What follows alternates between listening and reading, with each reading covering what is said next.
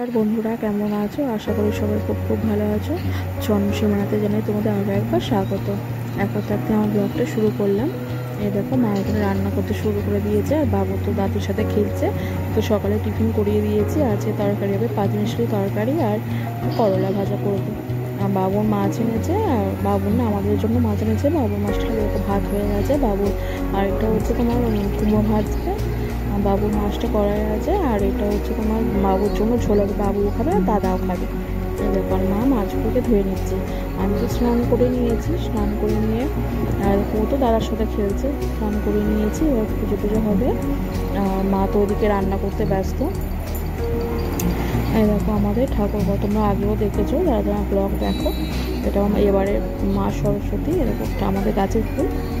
আর ওর তো কোনো চিন্তা ভাবনা নেই, ও বেলুন পেয়ে গেছে না, তার সঙ্গে বিন্দাস খেলছে। আর এই দেখো এটা মা মাছটা ধুয়ে নিচ্ছে।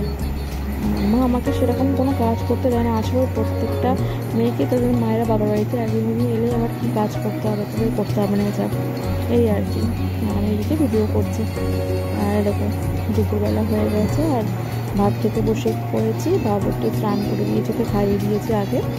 আর ভাই এখনও আসেনি, ভাই কলেজে গেছে। আমি খেতে বসে পড়েছি। দেখো পাঁচমিশালি তরকারিটা, আর এটা মাছ দিয়েই করেছিল, খুব সুন্দর তরকারিটা খেতে হয়েছিল। আর মসুরির ডাল। ব্যাস, ওই দেখো বাবু ভাতকে খায়নি। দেখ আমি ভাত খেয়ে নিই, আর ও এখন তাদের কাছেই আছে, তাদের সঙ্গে খেলছে।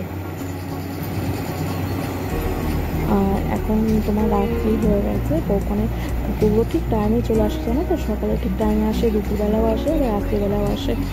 ওরা বসে আছে, বিস্কুট দিয়েছে, রুটি দিয়েছে, আর ওদের সঙ্গে খেলছে। আর দেখো এখানে চুপচাপ বসে আছে, ওদিকে দেখছে, ও খেলছে। ও বসে পড়েছে, বেলুনটাকে ওকে দিতে চাইছে যে বেলুন নেই।